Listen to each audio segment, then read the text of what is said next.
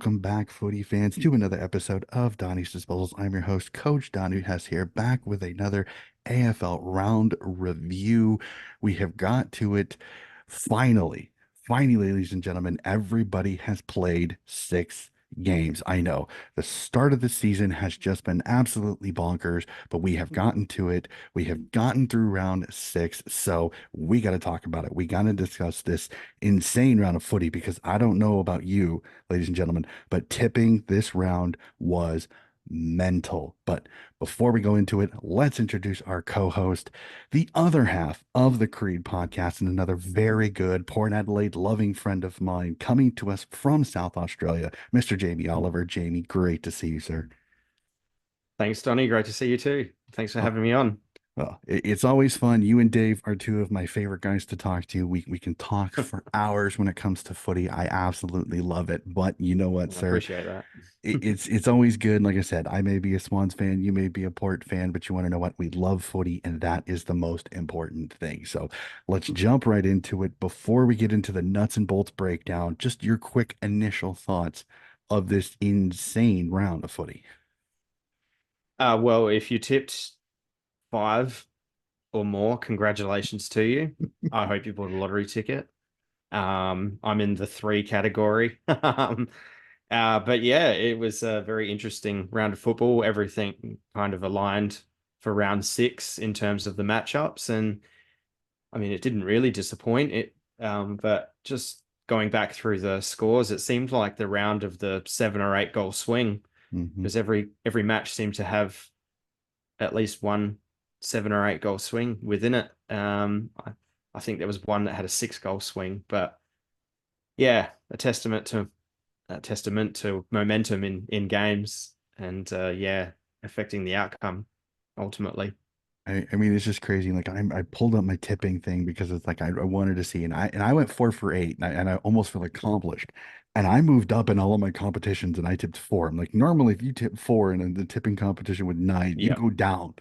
But I tipped 4 correct and went up in every single one of the competitions that I'm in. So it just showed you how this round was almost fantastic because all of these games were like you didn't know who could win it. Like each game had a reason you could argue, okay, I Hmm. could tip this team instead of the team that you tipped. Like I remember going through it, going each and every tip, I was not confident on any of these because I was like, okay, I can see why this happened.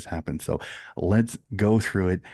Probably what I have to say is an anticlimactic Thursday night footy as the Doggies put a whooping on the Saints by 60. Yes, ladies and gentlemen, 60, 124 to 64.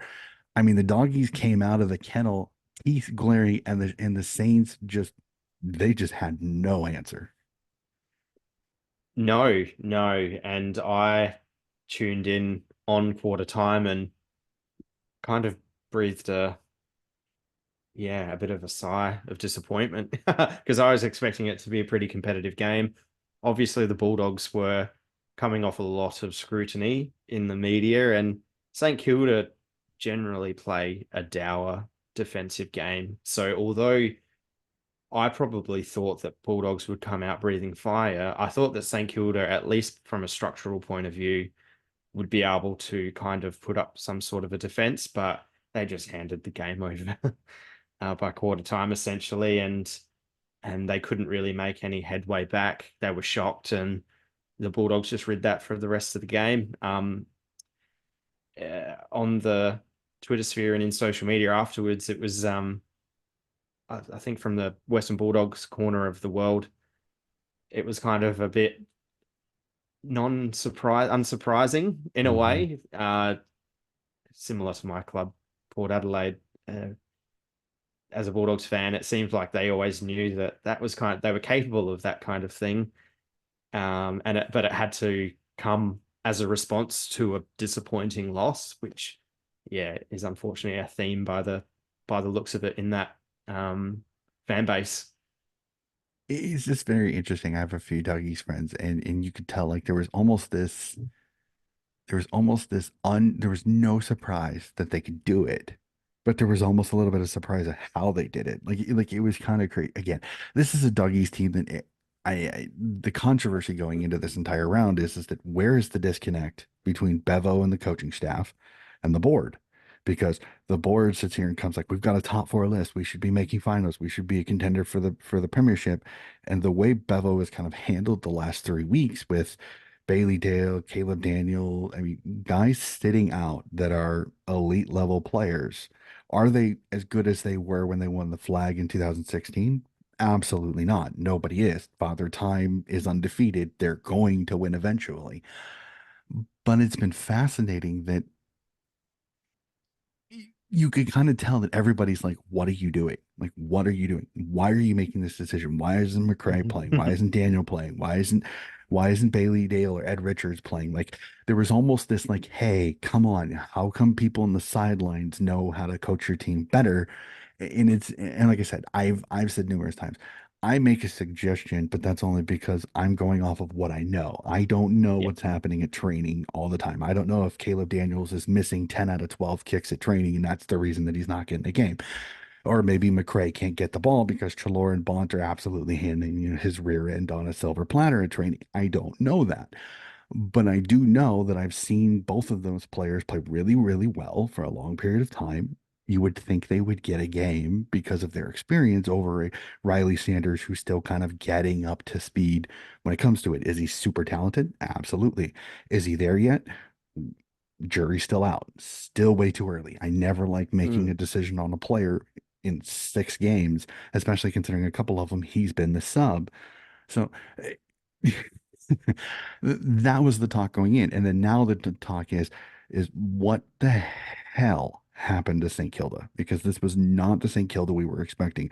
The run and gun, they put up points, they scare teams. They went down to Geelong and nearly nicked 4 points Mm. from the Cats, which would have looked even more impressive as good as the Cats have looked. Well, again, we'll Yeah, discuss that a little bit absolutely. later. But where did the Saints go? It was like after quarter time, they just went, we're done, and they waved the Yeah, white flag. absolutely. It Yeah. was insane. I'll bring it to me. I watched this game up to halftime at work because I can only get up so many times super early to watch these games. And this game started at like quarter to 5 in the morning. So I went to work and I turned it on. And I'm one of those that if a game gets blown out, I will fast forward to try to see if the game gets closer. If it gets closer, I stop and I watch the game continue. After halftime, I started fast forwarding and it never got any closer than No. 58 points. And I'm just like, well, there's no reason for me to watch this. This game is over. Went all the way to full time. And I was like, okay, I didn't miss much. I may miss a few great plays here or there. Like I said, I can go back to the statistics and look at a couple things if I wanted to. But I did, like literally from halftime on, I just fast forwarded through the whole entire second half because it was over. And I hate doing that. I don't like doing that. But this game was literally, as you said, it was over at quarter time. They waved the white flag, they rolled over, they played dead. So I'm hoping Ross kind of lit into them after it, and hopefully they bounce back because that was a putrid performance. I know the doggies are talented, but that this was no way in any shape or form should have been a 60-point win. So we'll jump to the classic at Adelaide Oval on Friday night. And I know as a port supporter, this is probably a very interesting situation. Essendon get the 3-point win, but the controversy happens again. Like misery is my best friend, Adelaide Crows. And again, I love my Crows supporting fans. Some of you guys are absolutely fantastic, but they are snake bitten when it comes to it because another controversial call that potentially can cost them 4 points. Yeah, absolutely. And as football fans, we have a recency bias where we focus on the last decision, moment, or what Mhm. have you. And look, obviously I'm not going to, you know, wipe anyone's ass or anything like that. Excuse my language, but the way that I saw, I watched a lot of the game, and look, the Adelaide Crows acquitted themselves quite handsomely, considering the fact that Essendon just kept blowing chance after chance after chance after chance. And the funny thing is Adelaide were actually the team that kicked the 7 goal swing in this game, but I think they were the only team over the weekend to do that and end up the loser. So, um, yeah, accurate goal kicking on their behalf kept them in the game for the second week in a row. going back to their win against Carlton, who equally blew a lot of chances. And good kicking is good football, bad kicking is bad football. That gets thrown around a lot, and it kept them in the game. And they had a lot of moments late to actually snatch it Hmm. and get their second win on the right, second win in a row. Sorry, but quite honestly, I do feel that Essendon were the better side across the whole 4 quarters. And they, if you're going back in terms of decisions called one way or the other, they have a bit of a case to put forward in terms of some rough deals along the way. Every game, I won't say every game because I actually think, we never talk about the good umpiring performances. We only ever talk about the bad. And Hmm. um, you know, Essendon, they did what they needed to do. Controversial finish, but I think the right team won at the end of the day, which I'm sure that had hurt to hear from a Crows fan. No, they let it every single quarter break. I mean, they're up 2 points at quarter time. They're up 5 points at halftime. They're up 3 points at three-quarter time, and they're up 3 points at the end. So, and for big chunks of this game, Essendon was in the lead. There's only a little section where the Crows got going. I think they kicked I think it looks like, yeah, three or four goals Yeah, in a row before yeah. Langford kind of breaks it up, and then they go on a little run where Langford kicks three in a row before Ben Keys gets back into the lead. So this is one of those again. Is it easy to just go, well, they cost them the points? Absolutely, but with every umpiring decision comes some kind of controversy. Eh, Do they have a gripe? Absolutely. Does it help that the AFL comes out and apologizes? No, it really doesn't. Like there are moments when I'm just like, just don't say anything at all because all you're doing is showing that your umpires aren't perfect. And again, I've made this crow a lot, and I keep hearing these complaining media members and people on the radio calls about why are they doing all these. If you don't stand down an umpire, these umpires aren't going to be Yeah, coached to yeah. I've seen you review if pretty there's vocal about any question. that. I've honestly, this is the can of worms that the AFL opened up, and now the media is complaining about them trying to put the can, proverbial weld the can back together.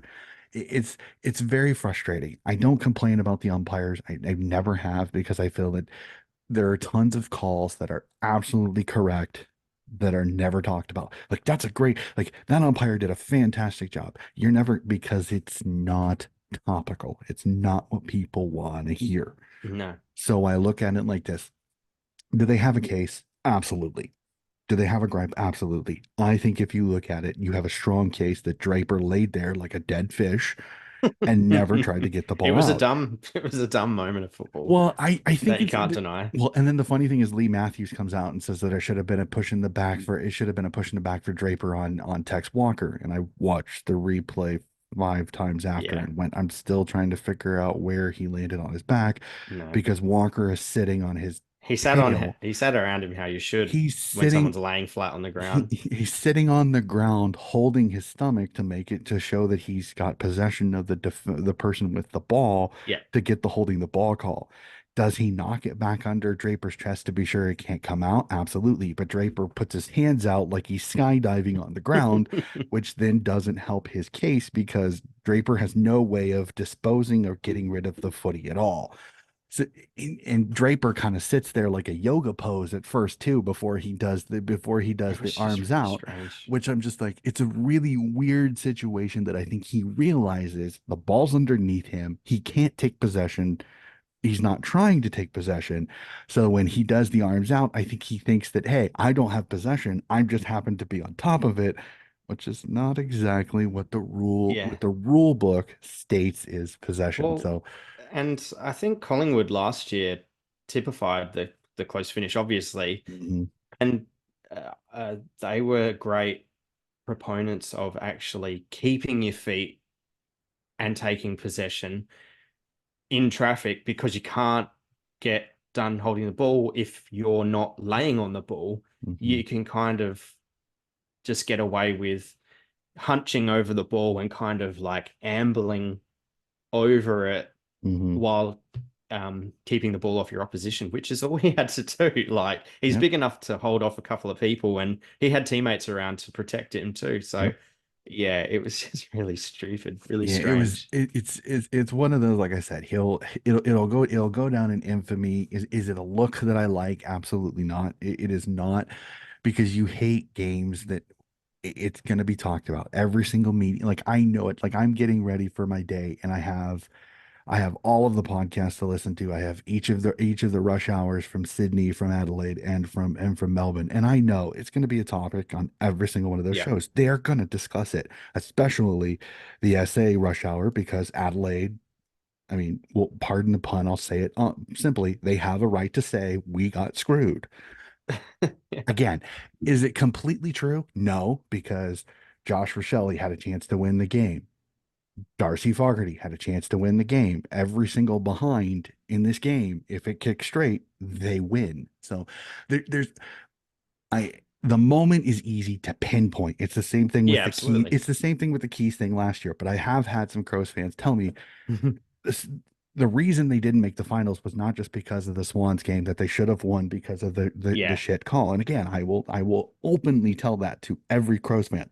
It was a shit call. It should have been called a goal. I completely agree with you. But it's not down to that one thing as the reason. There are other yeah, factors of the reason why. You're in a 3 point game at that point. yeah, How many behinds did you miss that probably were easy ones? How many times did you give up easy goals early in the game? There's so many more factors to it. It's yeah. not that simple. So I don't want to bang on about it again. I'm gutted for the Crows because I think they really needed that one to kind of stabilize their Oh, season. they absolutely did. Yeah, for sure. So, and the other reason that I say that, as talking to a Port supporter, is this is the most dangerous Crows team when they play Port, is when they have nothing to lose, when they can play just, hey, I know.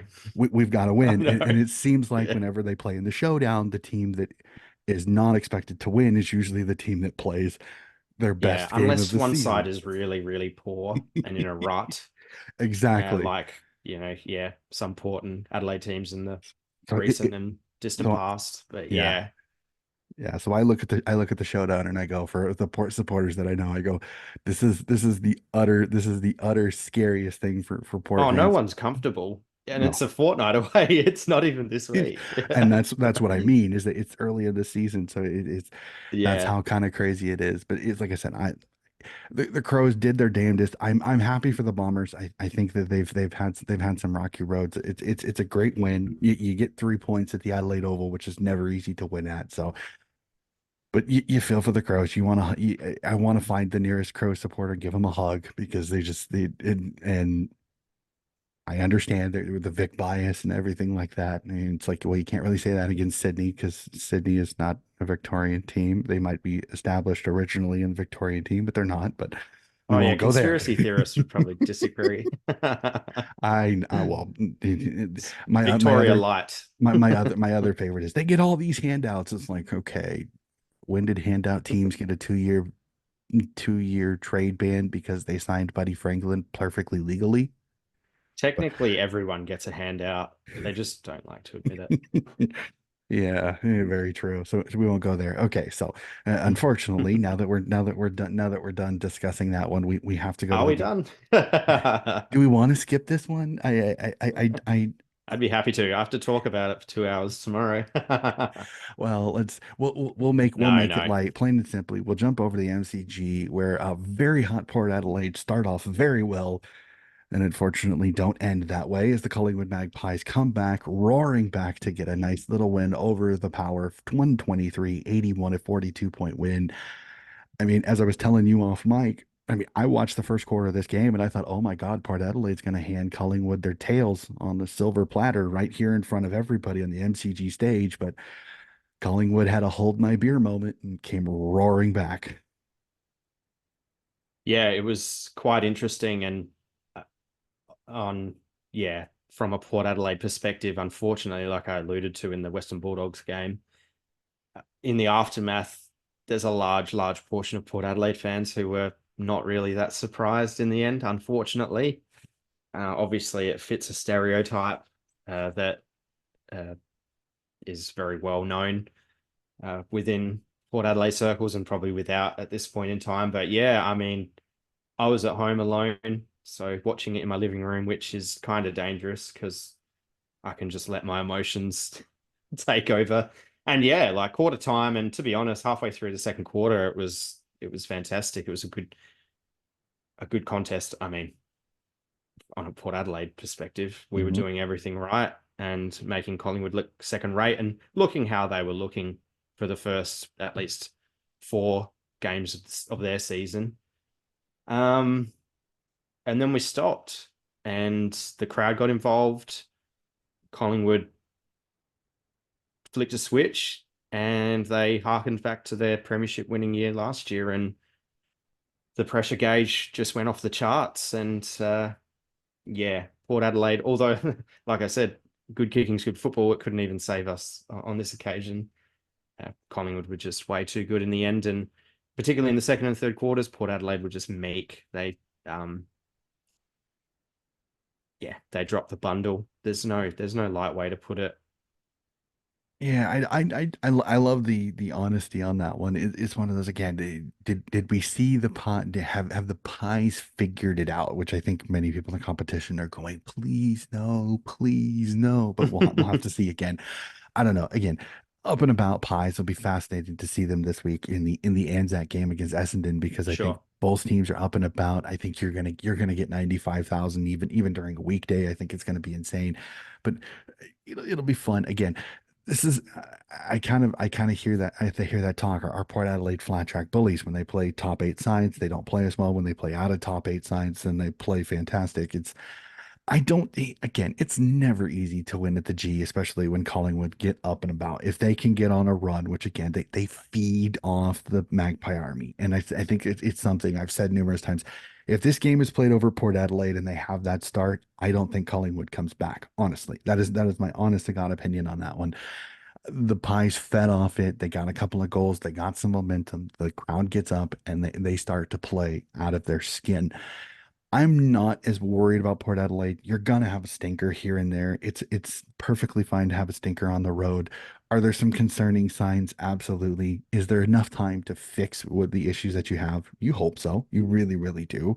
You're hoping that the coaching staff under Kenny Hinkley can figure it out. Again, still a lot of time still to go here. That it's frustrating to lose a game that you had a chance to kick the defending premiers when they're down, and unfortunately they kip up like a WWE wrestler and kick you in the face. So I hate to go there again, but we'll jump But they off this did. one.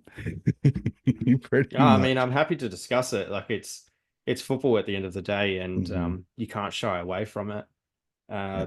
Uh, the Port Adelaide were trying some things, to be fair.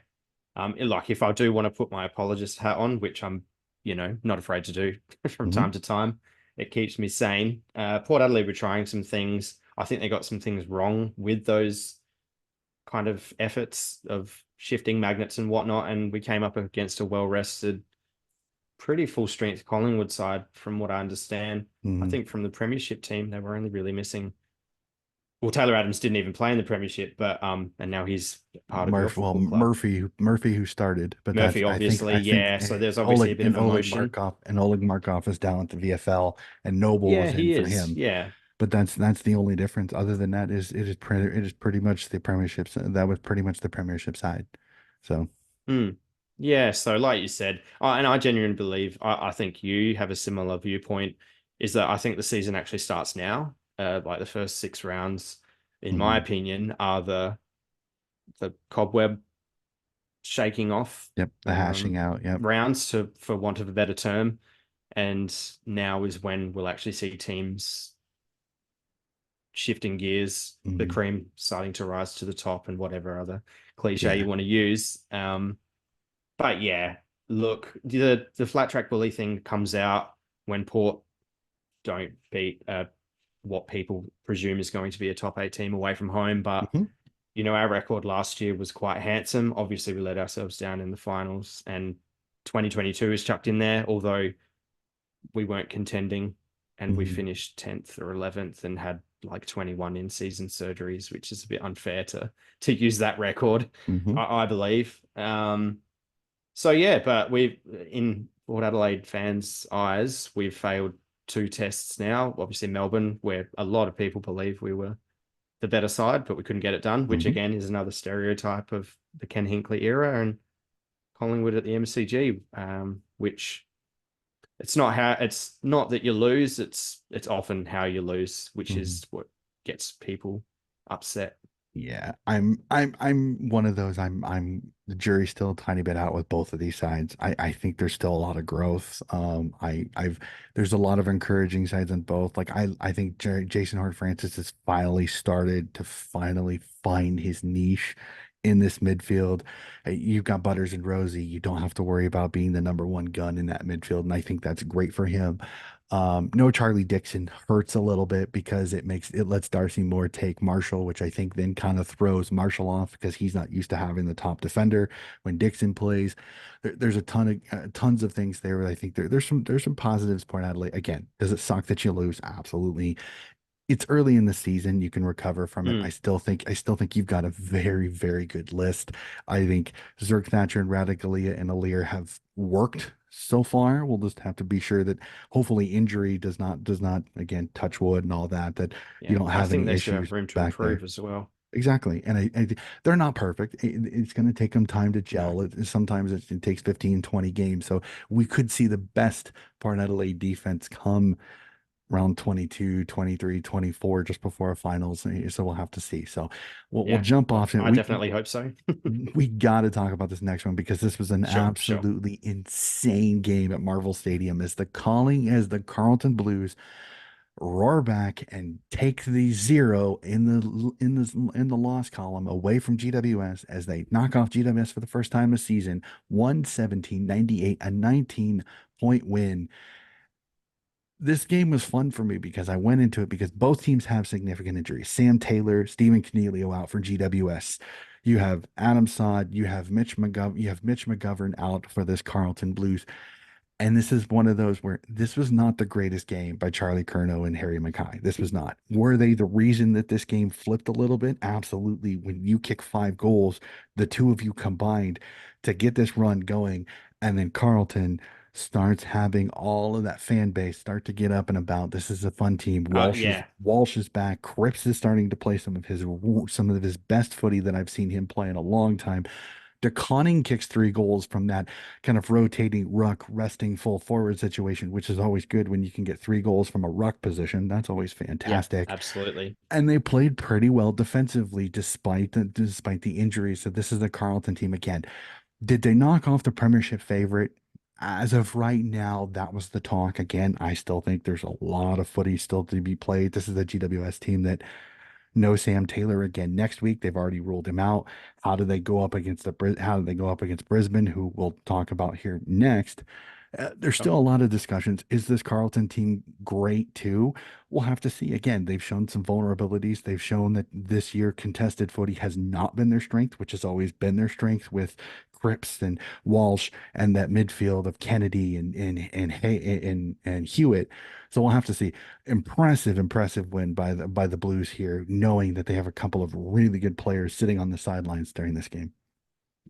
yeah, it's one of those games that as a fan, you just on cloud nine afterwards, and you feel that all the off-season talk and movements that you make and the training that you've done is all starting to pay off a little bit. And to be honest, Saturday was a bit of a write-off. You have to forgive me. I was I can obviously understand down it. in the dumps a little bit in regards to football. So the two games that we're going to speak about now and the next game, I didn't put a whole lot of effort into watching. But yeah, at the end of the day, you mentioned the Carlton crowd, and I've been to Marvel Stadium a couple of times. And when the roof is closed and you've got a parochial fan base, particularly one that would outnumber GWS so handsomely, Hmm.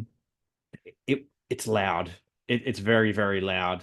Um, it would have been deafening once they got a run on, and again they were the ones to kick their 7 goal swing or whatever it was, and it would have just been electric to be on the field as a Carlton player. But yeah, the opposite for GWS, and I guess it shows like if I'm going back and putting my Port Adelaide hat on, is like any team is susceptible to those huge momentum swings that can put you out of the game. And and Carlton inflicted that to GWS. And now the talk is, if GWS are without Sam Taylor, are they all of a sudden quite vulnerable? And I think it's probably a bit, that's a bit too simple to say.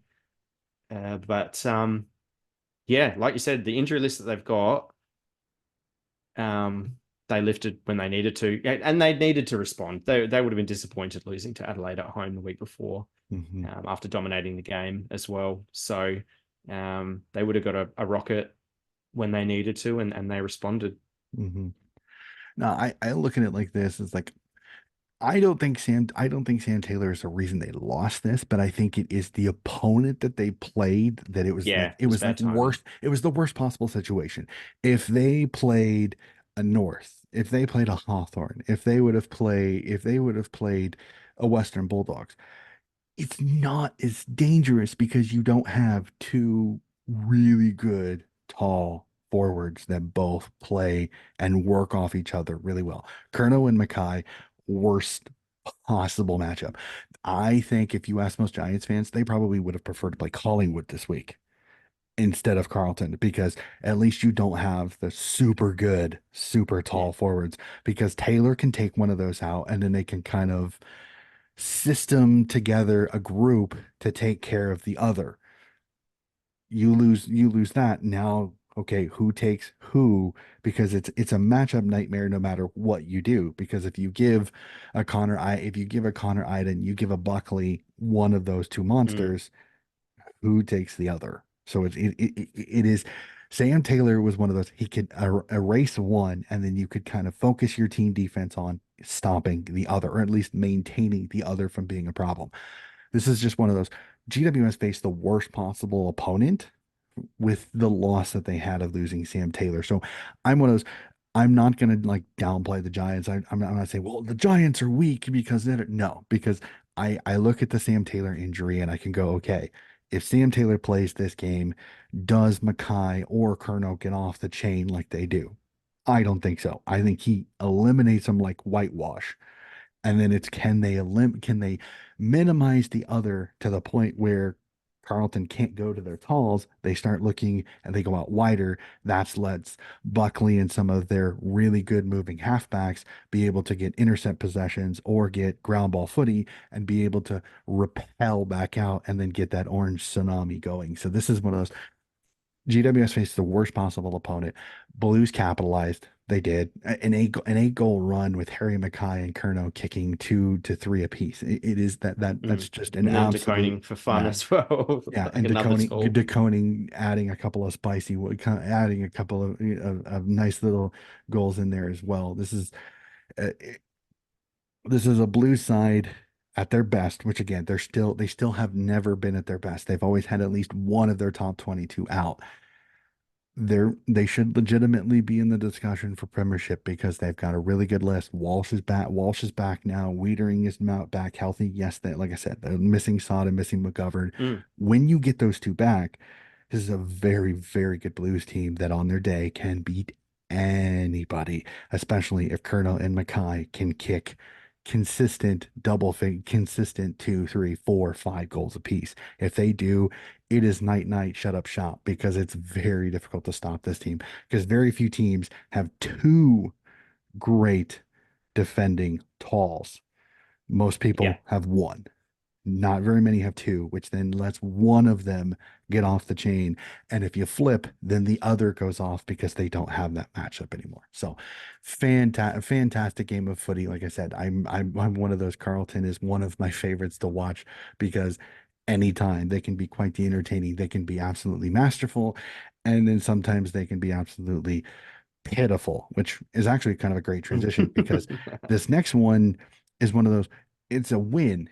It's an impressive win, but we have to say that the weather was not very Not suitable pleasant. for footy in the long run, as a winning score is 63 points.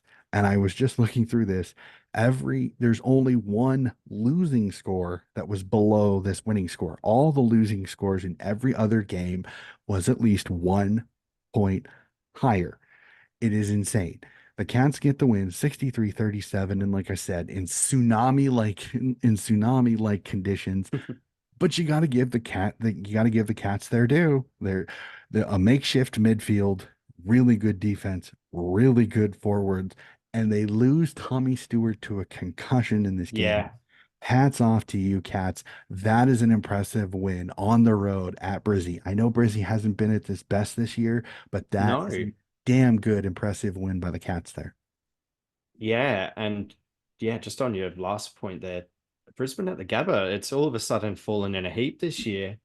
Like after not losing a game at home last season to dropping, what is it, three so Three of far four. at the Yep. Gabba?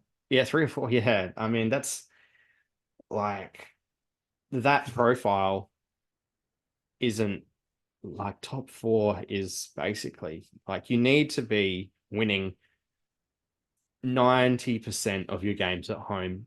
Hmm. People, teams drop one here and there, but losing three or four like by round six, like that's a worry because then you got Hmm. to grab them back on your away journeys. And yeah, it's no mean feat. But yeah, look, again, I didn't watch a lot of this game. I tuned in at various stages and yeah, it was pouring with rain. And but in the end, I look at it and Brisbane had 17 scoring shots to 18. So they didn't handle the conditions as well as Geelong did, obviously. And Geelong are just obviously the professional outfit that everyone kind of hopes is going to fall away for whatever reason. But it's the beauty of that club is that they just keep showing up year after year, and when they don't, there's probably a overarching reason and a legitimate reason, like last year. But yeah, like you said, their midfield's humming, albeit with some different names in there. Losing arguably one of their best players, probably their top two players in Stewart, and still getting away with it. Hmm. Yeah, it pains me to say that it's yeah, it's fantastic effort away from home.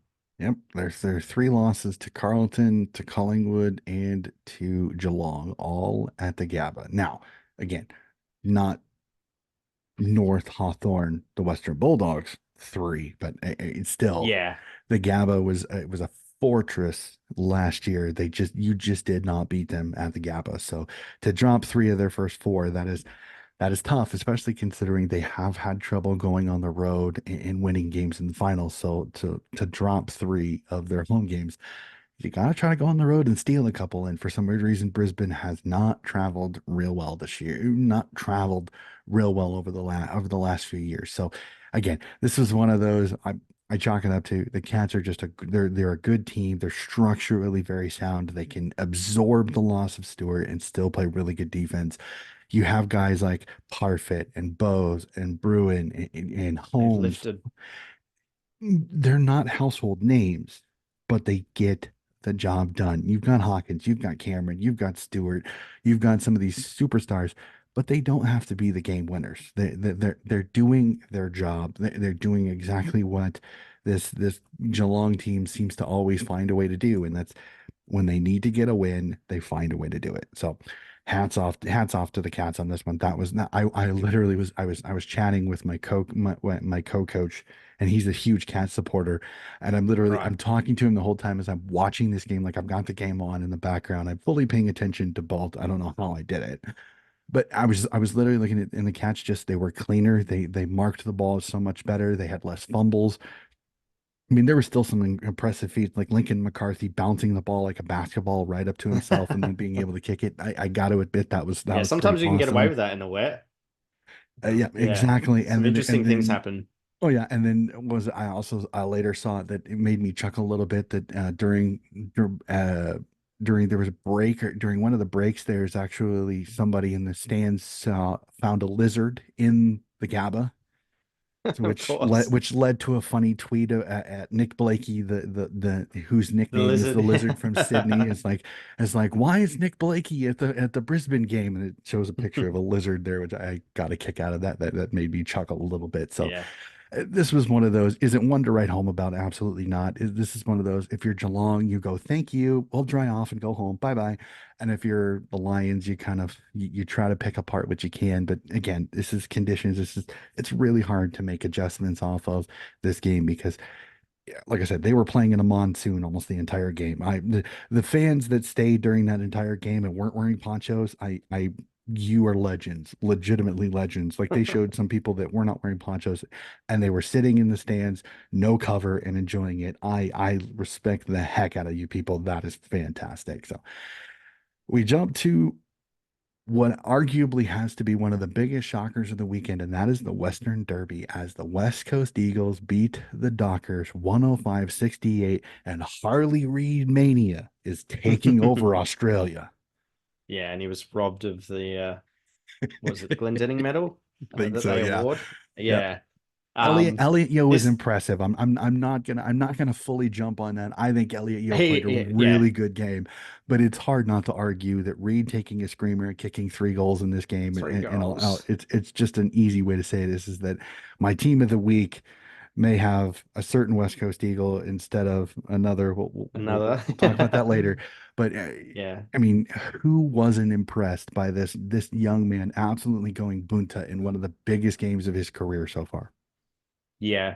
Yeah, and it caps off a good 3 week period for West Coast, to be honest. I Mhm. watched a fair portion of their game against your guys, Sydney, in Gather Round, and then I watched a fair portion of their game against Richmond last week. And I guess, if anything in football, if you're giving maximum effort, it is going to bridge whatever talent gap that you have against your opponent. And like this game is the epitome of that. Not many people, apart from some one-eyed West Coast supporters, would have tipped West Coast. Although Frio, you know, they can't score, so it gave West Coast a bit of an in on their home, both of their home decks. And it Mhm. was another one where my chagrin for football had kind of subsided a little bit, and I was kind of intrigued. Obviously, with Frio coming off 2 losses in Adelaide and West Coast having a couple of good weeks, just how it would kind of play out with West Coast when they're on, typically over their existence, have been a fairly attacking side. And Frio at the moment have gone back to their defensive ways. So it's a Mhm. clash of two different styles if both of them are on.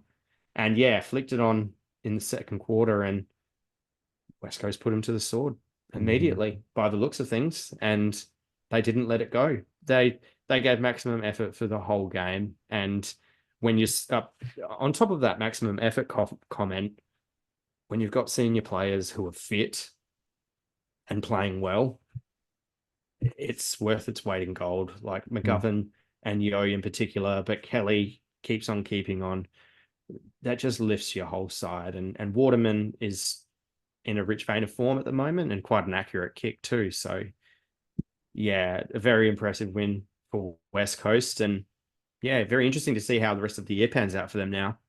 Yeah, it'll be really interesting. I know I told a few friends of mine. I said the toughness of the West Coast Eagles against Sydney now doesn't look as bad as I originally thought it was at the time. Like there were some people like Mm, I will be honest, that West Coast game was much more stressful for me as a Swan supporter I than can I thought imagine. it was going Yeah. to be. And then I watched them win the next week, and I'm like, well, maybe. And then them pulling out that performance there, I was like, okay, like that looks a lot more impressive with even with the win by Sydney now because of how good Harley Reid kind of got his start against Sydney when it comes to it with his rich vein of form. So sorry, Yeah, competition. that's We a good didn't call. mean to kickstart the young man, but we did. And which is really funny because I have my friend last week, Gil Griffin, is a huge Fremantle Dockers supporter, and I literally got a text message before I'd even watched this game, and I knew that West Coast had won just by his text message because he literally texted me, and again, Gil, if you're listening to this, I'm sorry to put this out there, but he texted me, he goes, why oh why did I actually get up in the middle of the night and watch every minute of that Frio shit show? That is literally the text message I have, and I was like, okay, well, West Coast won that game. I didn't even have to watch the game, and I knew West Coast had won just by that reaction. Again, I hate spoilers, but it made me chuckle a little bit. Not at Gil, but just I was like, okay, well, West Coast has finally woken up. So there goes the priority pick discussion and all of that. Now the funny part is now Yeah. the microphone, now the microscope has gone from West Coast. Hmm. What the heck is wrong with them to another club, which we'll discuss here in just a little bit. But again, Barras playing well, McGovern playing well, Yeah, Waterman playing like Plugger Lockett out of the goal square. Holy crap. Darling's doing more Harley Reid, Darling recently. making an impact, and there's still no Oscar Allen. So True. I'm going to say this right now. I don't want to play West. You do not want to play West Coast right now. You don't. They are humming. Yeah, I think I was They're saying gonna to Dave annoy actually. teams. They're gonna annoy Yeah, teams yeah, going on yeah. that if That you played them early, you're yeah, kind of which we going, did, Port Adelaide. yeah. We both Yeah, did. yeah, yeah. So So thankful for that, especially at the moment. And then they could drop off. Like yep. they are Oh, and still working their way back up, but it's a good month for them. injury is still going to they're not a super deep team. So if injury starts to get them, if Barras goes down, if McGovern goes down, if Waterman goes down, if Reed goes down, again, cross my fingers, touch wood, if Kelly goes down, if Yo goes down, if any of those big guys that are really performing right now go down, it could change this. But right now they are humming. You don't want to play the West Coast Eagles. That you just don't. So we jump over to the SCG as the Swans get an impressive 53-point win. And as I told you off mic, I was nervous as all get out going into this game because the Suns have been rather impressive this year. I think they've played some really good games. Have they had a stinker or two? Absolutely. But this is a young side. This is a team that is still growing. There's a lot of 18. They kept talking about it on the coverage. It almost got to nauseating factors. Five teenagers played in this game for Gold Coast. Sydney made him pay for that particular decision, but I understand Hardwick is really changing the guard and letting the young talent play. Sydney, very impressive. One crap quarter in the second quarter made a lot of Sydney fans go just before halftime. But the third and fourth quarters, they got their kicking game going. The pressure went up. They started having Armadi go off, Logan McDonald go off.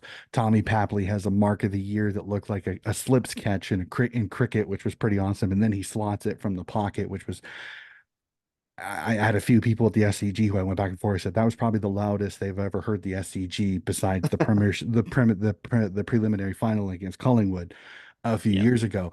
So an impressive win by Sydney, a win over a Gold Coast team that I think again was this the best Gold Coast team? Absolutely not. Is this team finals ready? I don't think so. I still think there's a year under Dema before we should be talking finals Yeah, with this Gold Coast team. that's fair.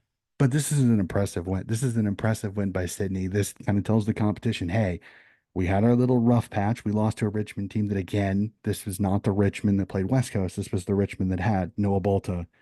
They had Prestia. They had Lynch. They had Taranto. Some of their big losses that they didn't have against West Coast, they did have in that Sydney loss. So it's not really culpable for me. I don't think it's the same discussion point that they lost to a bad Tigers team. They lost to the Tigers team that was the best they had all year before injury bug, I mean, literally struck them down. Yeah. Yeah, absolutely. So, Yeah. I mean, I think a lot of people would be in the same bucket where not too sure where Gold Coast are going to finish this year. And it would be easy to go, oh, it's Gold Coast, they'll finish outside the top eight as usual and it's normal programming. But yeah, there's signs there that they could grab a bag of wins, particularly with their matchups to come. And yeah, they're building a bit of synergy. I didn't watch a lot of this game, I'll admit. And yeah, I can see what you mean about the second quarter. But it's just good to know after a win that when you're challenged, respond to it like you should, assuming that Sydney are going to be up and about come the end of the season, like we kind of expect them to be. At the end of the day, you're challenged and you responded and you put away a pretty big victory in the end. Like you got it done. And mhm. football's not always one way traffic, rarely is. So you can't argue with that. Yeah, this is one of those again.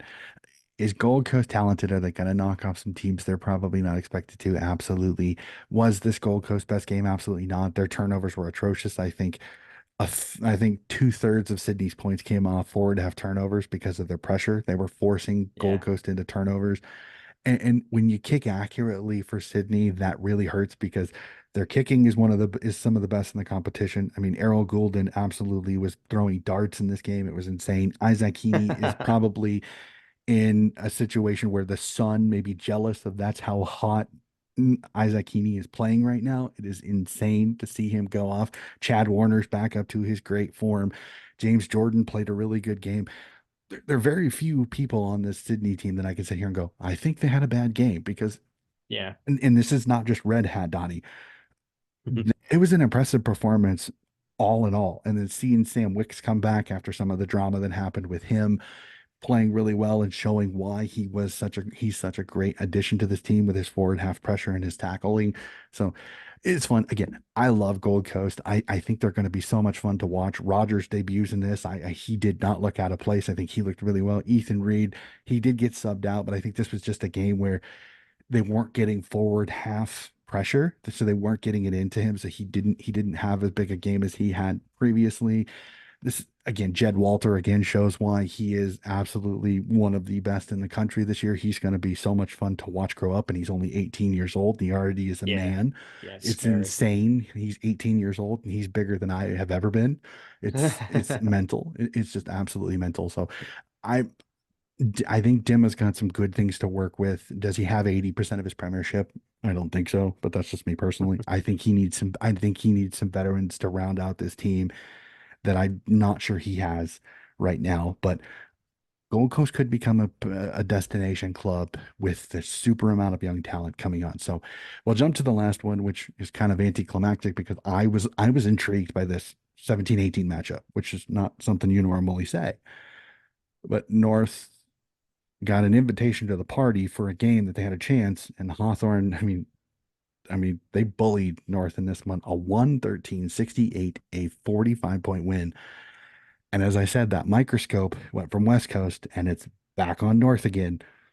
Is Clarko really the savior, or is he got too much of a mess on his hands that even the great Clarko can't fix it? Yeah, I mean, he was blessed with some blue chip talent in the Hawthorn days. So, and look, you could argue that he's got that in North at the moment, but it's all kind of concentrated in one area. Hmm. Um, yeah, look, for me, I'm not surprised. Like Hawks let themselves down the week before, but they've been pretty good for the last 12 to 18 months, to be fair. And after having such a bad loss, it was a great game to respond with. Like North Melbourne are just fodder for anyone coming up against them. There's not a whole lot of promise, to put it bleakly. Like they just keep getting torn apart. And yeah, like if we're talking about West Coast before, at least they've got some seniority to prop up the rest of the team. Um, North Melbourne losing Cunnington, for example, last year and not having much around that. Their defense is just a bunch of no-namers, whether through injury or otherwise. It just puts them in such a vulnerable position because you're just reliant on your midfield to win the lion's share of contests, and it's a young midfield. Obviously, coming up against another fairly young midfield, but Hawthorn's midfield is traditionally tough. Well, not traditionally, but this iteration of Hawthorn is pretty tough, albeit young. And again, they let themselves down in that regard last week. So Hmm. yeah, they were obviously going to respond, and they did. Um, I mean, it looks like after halftime, North were competitive, but the score had already blown out, and that was it. Yeah, this is one of those. I think Hawthorne they've got a little bit more grunt and a little bit more experience there. I mean, Johnny Newcomb's not young, Warple's not young. Do they have Day and some of these guys that have been really, really big for them over the last couple of years? Absolutely not. I think that's the thing. Like, I agree with you. Like Colby McKercher, Jeff Wardlow didn't even play in this game. He was managed, which I find fascinating that a 19-year-old Wow. kid is being managed. I found that a little peculiar. Instead of just telling the kid he's dropped and we're going to manage him, which puts even more of a weird spin on it. I I think the Roos have some talent. The issue they run into is the one place they need the most talent, they don't have it, and that's in the back Mm-hmm. line. Mackay leaving, it's left a literally a Grand Canyon sized hole in their back line. Griffin Logue is out for the year. That doesn't help Yeah. either. So No. I'm gonna give North a pass on this just a little bit because again, they they play off a ton of momentum sometimes. LDU is still playing really good footy. Jiri's doing the best he can. Again, he's a trier at this point because he's going to be a mismatch no matter who he goes up against. He's not a bad ruck. He's running. He keeps running into rucks that are just better than him. Is Lloyd Meek fantastically better than him? Absolutely not. But Lloyd Meek kicks 2 goals in this game. That's one of the differences Yeah, there yeah. when your ruckman kicks 2 goals in a game. That's tough to take. I again, I, I'm I agree with you. Like I agree with and Dame and Damian Barrett said the same thing. You're almost looking at Clarko in a little bit of different color glasses because he did have that advantage of he's some of his the really good talent was either already there or came in the year he came in, like Buddy, Roughhead. Hodge was already there. So it's like you do have that argument that he has not had an average team and built them up. He had a good team that became a great team because of the Hmm. talent that they had at their disposal for it. So I think the microscope has finally kind of come to Clarko now is that is Clarko actually the right guy to make the changes? And it'll be fascinating to see. So I don't want to, again, I don't like the pile on North because I think this is just a situation where I think they're trying. They're just they're in a hole right now, and there's no simple way of getting them out of it. Yeah, So it's a world of pain. exactly. So we'll jump to the burning questions. I love our chat. It's always so much fun. So we'll jump to the burning question. We'll start off with a team that I think again is being talked about, and that's Carlton with an impressive win without their losses. For you, sir, are they a genuine flag contender? Well, it was interesting earlier. I think it was in the preseason. Sam McClure, who obviously is much maligned in the footy world, Mhm. but he kind of made the point where he said, "Well, why wouldn't Carlton be the flag favorite? They've got arguably the most balanced side." And I mean, we were kind of talking about it before. They've got two world class, and I'll say world class. Why not? Mhm. Forwards in Mackay and Kerno, and their spine is handsome, and they've got role players doing their bit, and some blue chip talent all around that. The balance in their side, they've got a little bit of depth with which they haven't had in the past, and like you mentioned in our summary of their game, they've got injuries at the moment, but their system is bridging that gap with the depth players coming in. So they made a prelim last year. Their team hasn't really changed. It's arguably got better because they've done Mhm. another preseason together. And it just kind of seems like obviously they are one of the flag contenders for this year at this present time. Yeah, I'm completely with you. They have the spine. I hear it said all the time. Their spine is one of the strongest spines in the entire competition because you have Charlie Curnow at the full forward, you've got Harry Mackay at the center half forward, you've got Walsh, you've got Cripps, and I think DeConning and Pitnet are enough in the center. And then you've got Mm-hmm. Wiedering, and then you've got Sod, Williams, and McGovern through the center. So you've got a very, very good spine. Um, Injury, I think, is going to be the one deterrent for them because Williams is now out. So their entire halfback line is out now. No Sod, no Williams, no McGovern. That's tough. They've had a next man in situation. It's worked all year. We'll have to see how it goes. Again, we're early in the year. I'd rather have injuries Mm-hmm. now than injuries in round Sure. 22, 23, and 24. So Oh, if I know that. Yeah. if you look again, I think Carlton is legitimately in the conversation. I think it, there's 4 or 5 sides that you can legitimately put in that right now. Again, is it going to expand potentially? We'll have to see. I think GWS, Sydney, Collingwood, Melbourne, Carlton right now are my 5. Port's close. I think it just can they solidify themselves, and then Brisbane if they can find out whatever is wrong with their GABA hoodoo now. Is those are the kind of 7 teams, and then it's who gets that 8th spot? Is it St. Kilda? Is it Fremantle? Is it Essendon? Is it the Western Bulldogs? we'll kind of have to see. Is it Adelaide? Is it Adelaide? So there still isn't Gold Coast. There's that muck between 8 and 14 is going to be fun to see who gets out of the pool with the least amount of hits. It will be the fun one on that one. So Sure. we'll go to the negative side really quickly, and we'll try to keep this short. Should the competition be concerned of North's dismal performance? The simple answer is yes. They've already offered them assistance several times, and they don't, right now, they don't seem to be making any headway. Excuse me.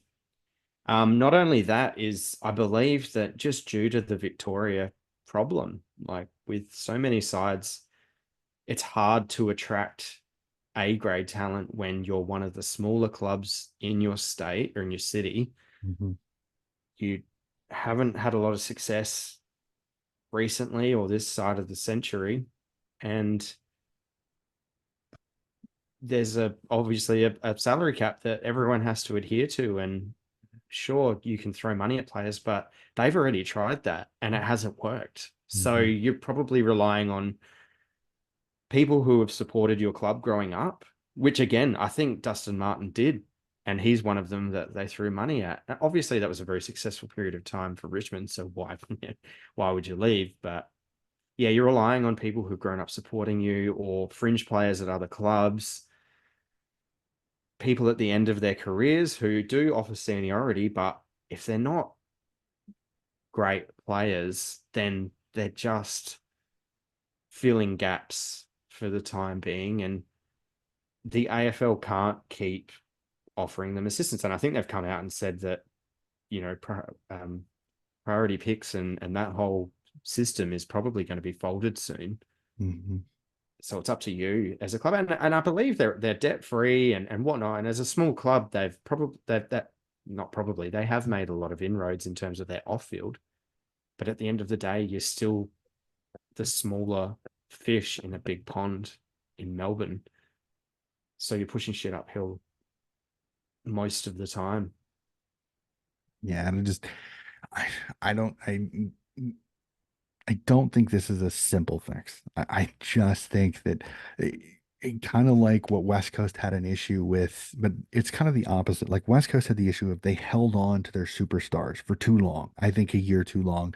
And then Mm-hmm. 2020's absolute shit show when it comes to them not wanting to be in the hubs. I think it set up West Coast. And the reason that they're in what they are is because of the list management was atrocious. Again, I'm sorry, West Coast fans. I don't mean to harp on about it, but it is. I think West Coast were the and Melbourne was in North Melbourne was the opposite. I think they dumped some veterans Mm-hmm. during a time period that they kind of needed to keep them to help usher in the next era of youngsters.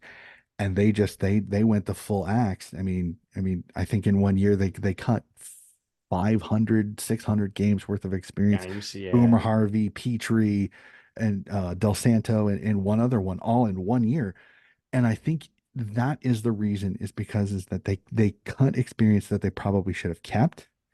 And then the Pollock deal from Port Adelaide that just absolutely imploded in their face to an almost insanely crazy degree.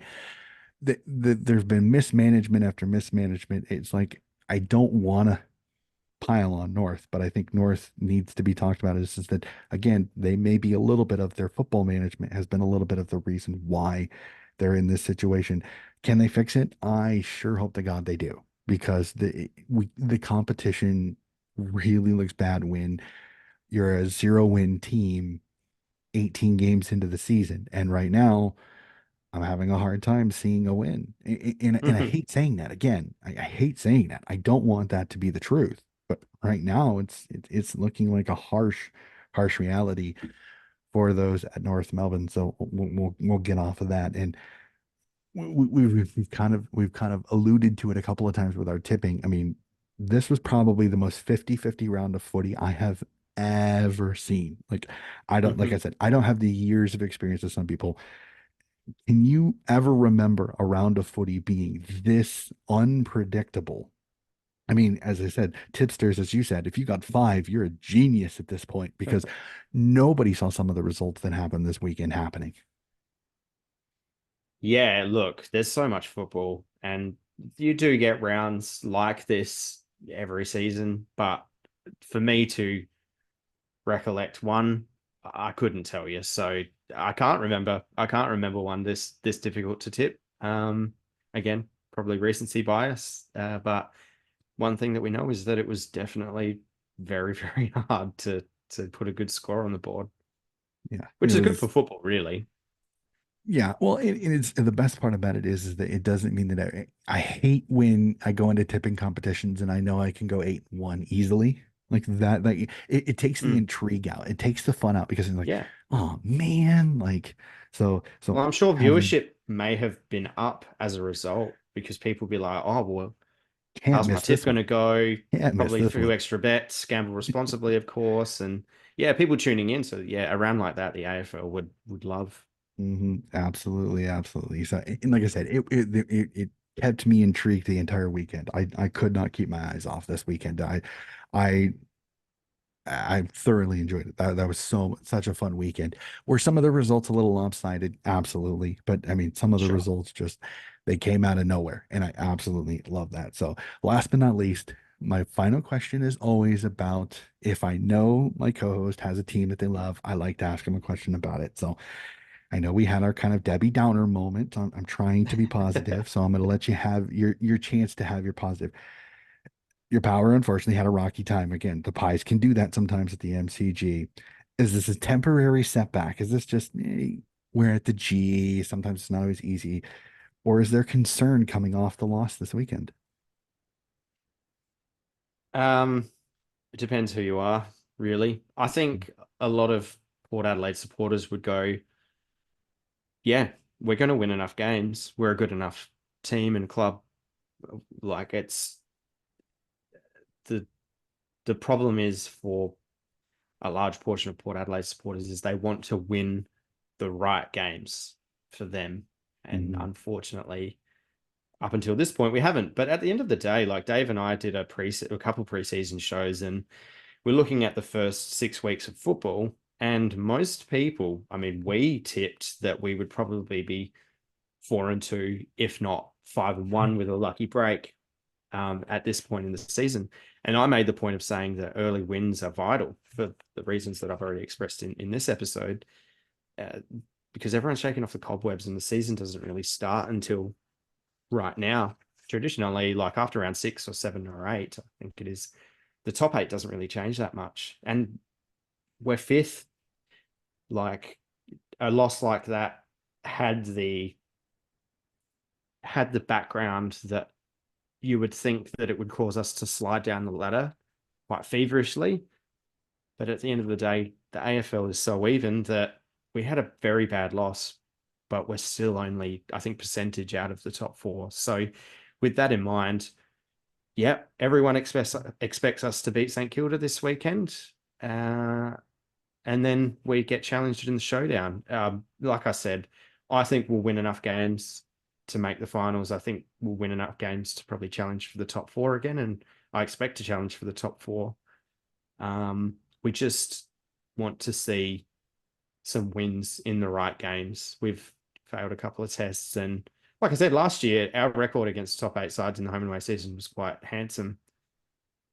So again, the flat track bully line comes out when we lose them, but we've still got Mhm. opportunities to remedy that, like you alluded to as well. So long story short, yes, no hope is lost. The Mhm. season can be remedied, and we can still challenge and be a formidable force come the end of the season.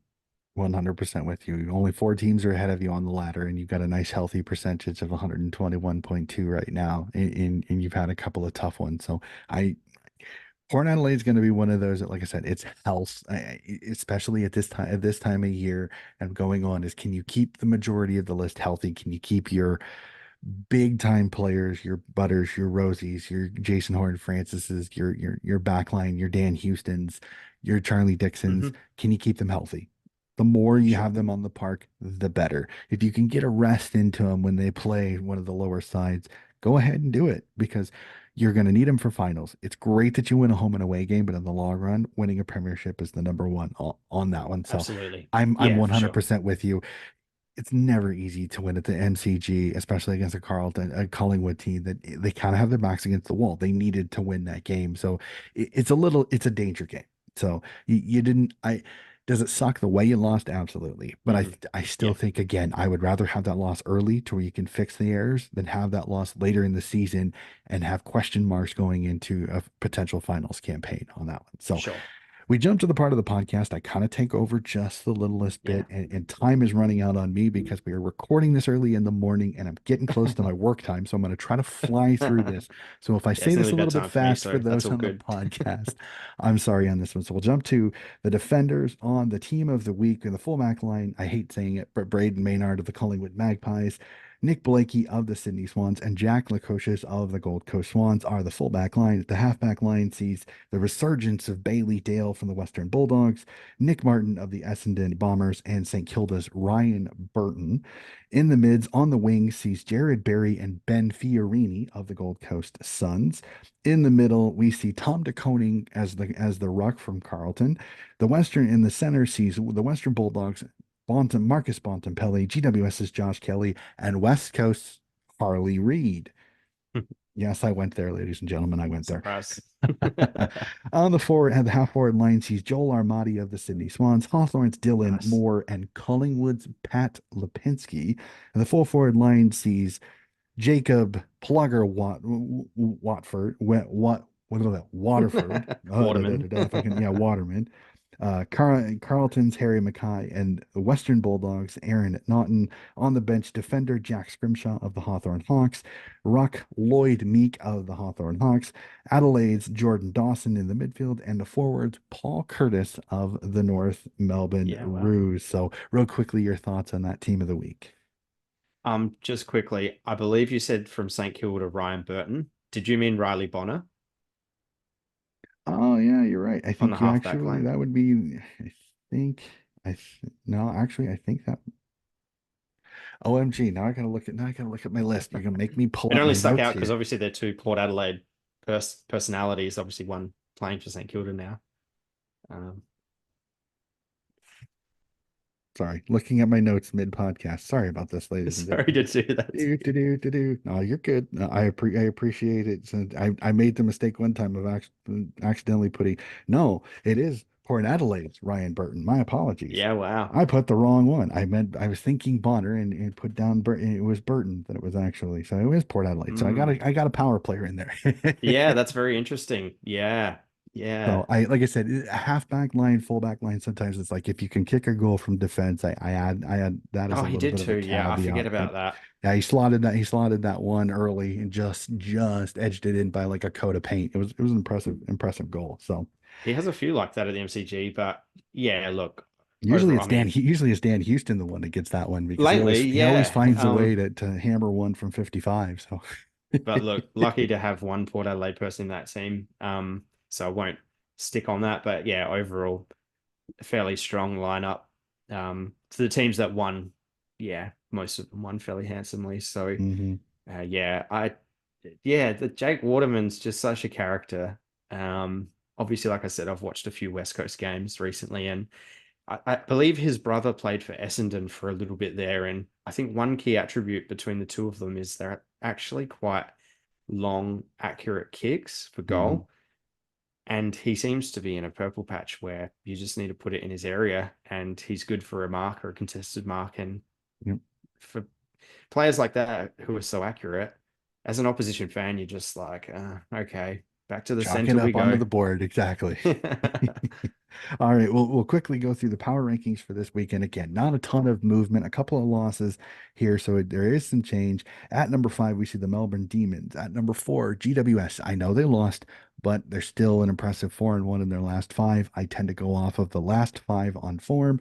At 3, the Carlton Blues. Number 2, the Sydney Swans. At 1, I can't disagree with this one. The Geelong Cats at number one, the only undefeated team still left in the competition. So we'll jump to it, sir. We have to tip. And the best part is we get footy in less than 48 hours because of the Anzac Day weekend. So, and for those Sure. of you that are listening, keep an eye out. My logo will change. I have last year's Lest We Forget Anzac Day logo. I will have that up for the podcast. I have to do Cool. that in Cool. respect for it.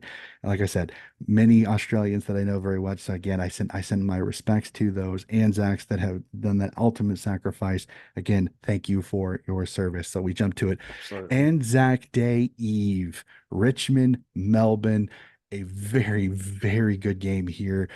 I'm going to tip the D's in this one. Richmond again being held together by duct tape and this at this point. D's going well. Both teams coming off the bye. I like the D's in this one. Yeah, so do I. Uh, for the reasons that you said regarding Richmond, but Melbourne are now coming off a bye. And if it's anything like how Collingwood came off the bye, yeah, Richmond could be in a bit of world of pain. But with these kind of marquee games, sometimes they throw up surprises. So Mhm. I still expect Richmond to be fairly competitive a period there, whether it be early or hopefully not late after the game's kind of already gone. But I do expect some competitive moments for them, just how long they can sustain it. But yeah, Melbourne for me. Yeah, if Taranto and Hopper were both playing in this game, I'd be a little bit more bullish. But the fact that Taranto's gone for at least another 4 to 5 weeks, and that's the spot where Melbourne really hurts you is that midfield with Gone, Oliver, Viney, and Petrarca, and the rotationals that they have through there. It's a bad matchup at like the worst possible time. So the Anzac Day game, I love this one. I think you're gonna probably get 90,000 at this one. Essendon v Collingwood. Who do you like in this one? Yeah, I can't go away from what I saw on Saturday. And although props to Essendon for their performances in the last two rounds, I'm scared that Collingwood are picking up where they left off last year. And yeah, this game was a good game last year. Essendon really came at them, but Collingwood, in true Collingwood fashion, responded late and, you know, been monikered the comeback kings. So yeah, should be a good game. But yeah, I think Collingwood are on their way back up, unfortunately. Eyes win this one for me, but I'm not sleeping on the Bombers. I think they found some momentum. Sometimes a win Yeah, like that can really galvanize a group. sure. Now they almost have a selection issue because Peter Wright comes back from his suspension. Do we I see know. we see a Yeah. Draper or a Goldstein get dropped for the big forward? How does that handle? Can Stringer and Langford keep their goal kicking? It's going to be a fun one. Essendon's in this, but Hmm. I think Pies win it just a little too much of their system, I think will work too well. A fascinating one at Manuka Oval up in Canberra as the Giants host the Lions. And as of right now, Jesse Hogan, Toby Green, both suspended. For me, Yeah. if these stay, I like the Lions in this one. I think that Mm. hurts. You're already down Canelio. Ward is not the same, but two of your best goal kickers, and you don't have replacements in the VFL. You don't. Cadman can do it, but I think Cadman benefits from McCarty and Hare and Hogan and Green being there. I don't think they can make up for that loss of your Coleman leader and your captain. Brisbane Mm. win this if both Green and Hogan stay suspended. Yeah, an interesting one considering that they're both coming off losses and Brisbane away. So yeah, like we were saying before, they've got to snatch a group of wins away. I just don't know what Brisbane is going to come out. And I have a feeling that one of those two players are going to get off. Don't know which one at this point in time. Hogan, I think, is more But I, likely to get off just by looking at. Hogan's most likely to get yeah, off just because they can say that it was a glancing blow instead of a full-on strike. Personally, sure, sure. I just, I I think, think I that's think if pretty, the if yeah. the if the green one gets flipped, people are gonna lose their friggin' minds, especially with Peter Wright missing 4 games for something that was close. It was Yeah, not very exactly similar. the same. It was not exactly the same, but this is one of those. I think Green stays off. I think if anybody gets off as Hogan, honestly, as much stink as some of the media put off after George Hewitt didn't get off after that blow that did get Lockie Neal in the chin. Yeah. I honestly think I think they both stay suspended. It's the other reason why I tipped Brisbane is because I don't think either will be successful getting off. Yeah, right. But they got to Yeah, use the because good. They can use the good bloke sure, argument now. sure, everyone can now. Yeah. Um, so yeah, I mean, Cadman and I think Callum Brown has had an underrated start to the season, and I don't He's think played Toby really well. Green has had a fantastic start. He's been serviceable and he's a champion player. Um, I'm going to go GWS um, at Monica. It's a flip of a coin, really, Hmm. and it wouldn't surprise me if Brisbane did win and recaptured some form from last season, but I just don't trust them at the moment. Completely understand, which is really funny because right now Brisbane actually is the betting favorite, 190 to 194. Mm, People I think are seeing the Toby Green and Hogan suspension, but I'm sure. with you. It is a coin toss even with those two out on that one. So a fun one. I'm hoping you get a chance to go to this one, the Adelaide Ovals, Yeah, I'll be Port going. Adelaide v St Kilda. Head or heart tip here. Power Saints. Who do you like? I like the power. If we're the team that we claim to be and want to be, then we simply win this game. We are a good side at responding to losses. This is at home Anzac Day round, which we actually uh, put on a fairly good performance ourselves. We award a Anzac Day medal as well in our game. We played St Kilda a lot in our Anzac Day fixtures as well. So look, much like the Fremantle game, I expect St Kilda to kind of try and drag us down to their level, considering that they didn't get away with their game plan on Friday night or Thursday. Um, but like I said, I believe that Port Adelaide are the team that we expect them to be and that they want to be. And if that's the case, then they win. They actually win quite easily, in my opinion. Hmm. Yeah, I'm with you. I think Power win this one. I think the firepower. Hopefully, Chaz Dixon is backing for this one. If if the St. Kilda So that do I. played, if Love the that guy. St. Kilda that played this weekend, it should be a mauling. If Ross tears the paint off the locker room because of the atrocious performance, I think you see a bounce back. I think this is a tougher St. Kilda. But I think the midfield battle is going to be interesting. Can Yvonne Saldo kind of neutralize Rowan Marshall will be fun, but I think your midfield is I think he much, can. much, I think your midfielder is much, much stronger. Horn, Francis, Butters, and Rosie, I think, have the advantage there. And I think that's going to be the biggest thing. If they can get Marshall and the Port Adelaide forward line going, I think it'll be a long day for Cal Wilkie in that back line. So I like Port in Absolutely. this one. An interesting one right after that, Blundstone Arena down in Hobart is North Melbourne host the Adelaide Crows in this one. I'm going to tip the Crows. I don't trust North right now. I know the Crows. This is kind of the perfect matchup after everything that happened with Essendon. This is the perfect matchup. But this is also the one that could scare me as an Adelaide supporter because you're coming off a loss, you're coming off complaining about umpiring, and you get a North team that literally has nothing to lose. They play well down in Hobart. This is a potential trap game. Crows win this one, but I'm keeping an eye on North. This could be a trap game for the Crows. Yeah, I'm going Adelaide for sure. Um,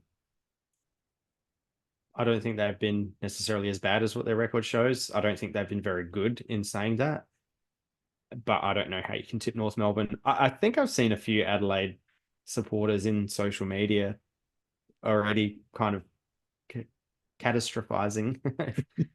um, Catastrophizing is a better way to pronounce that word. But yeah, Hmm. kind of already setting up the hypothetical if North Melbourne were to win. But I just think Adelaide are too balanced to let North Melbourne get away with it.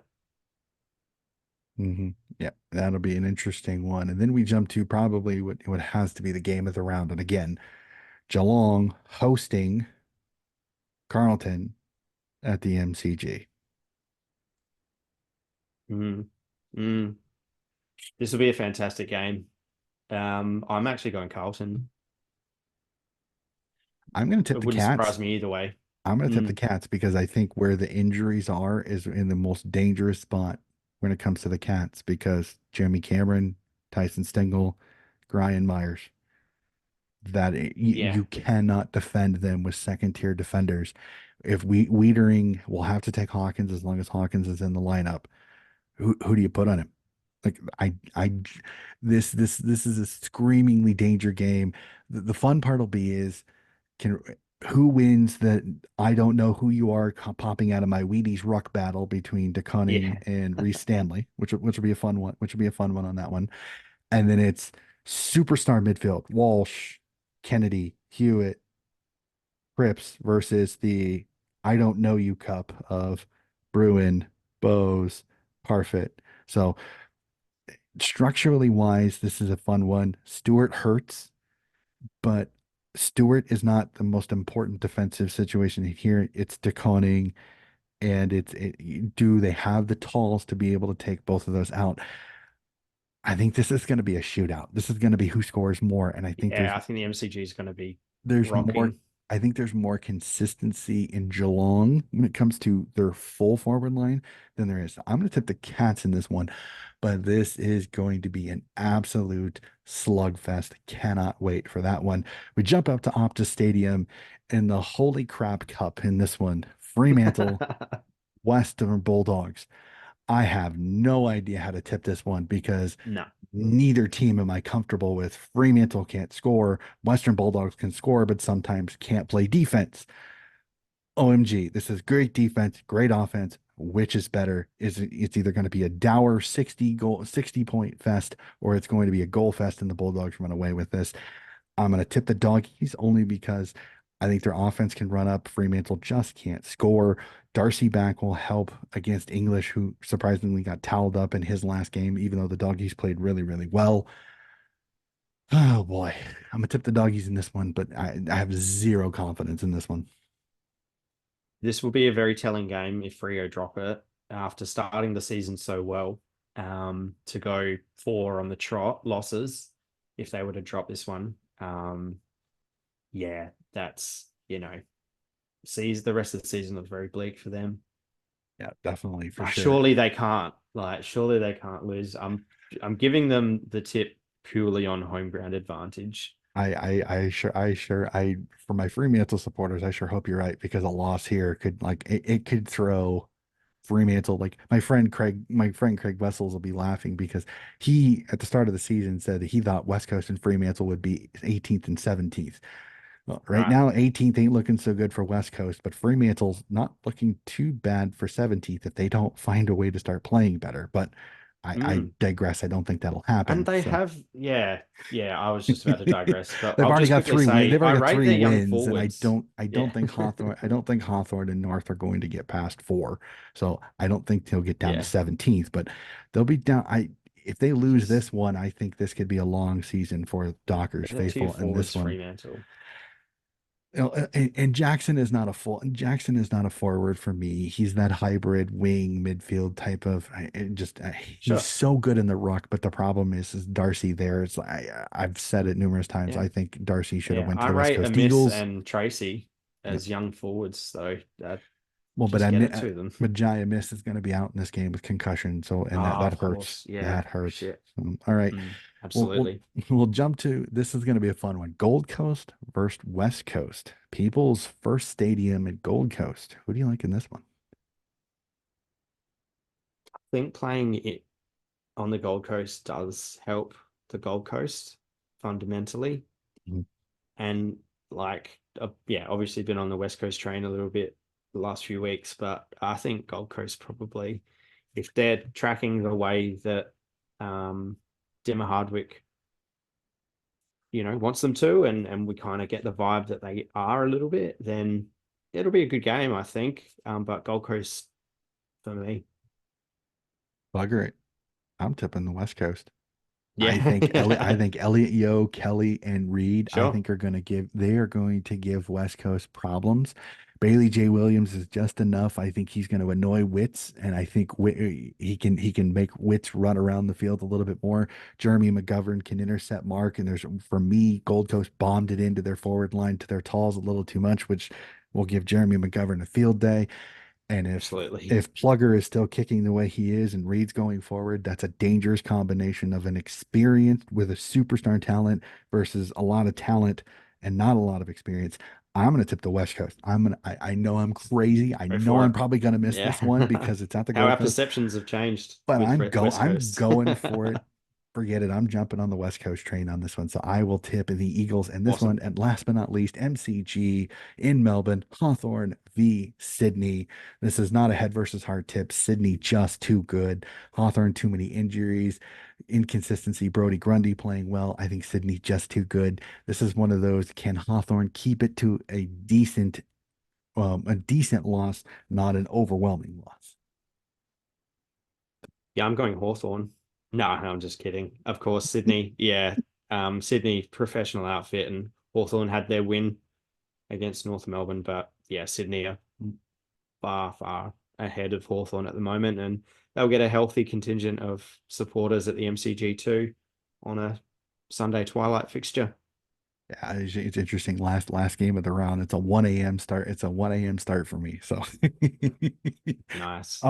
always the fun one. So I try. And the Get crazy your part coffee out. is my team, the Roosters, are playing some scratch matches down in Kansas City earlier in the day. So Right. hopefully I can come back home and get a nap in real quick before that game starts, or it's going to be a long 24 hours of footy for me. I wish you very well. Not that I will mind. Thank you so much. Appreciate it. But that is going to do, Jamie, again, just like your companion, Dave. When we get talking, time just seems to just disappear. I'm literally looking at my clock. I've got about 10 minutes before I'm supposed to start work. So we are going to Yeah, end this I'm thinking that episode too. somewhat rather quickly on this one. Again, thank you for listening. Again, we'll have this out again. I will have that Anzac Day logo up on my social medias for it again, lest we forget.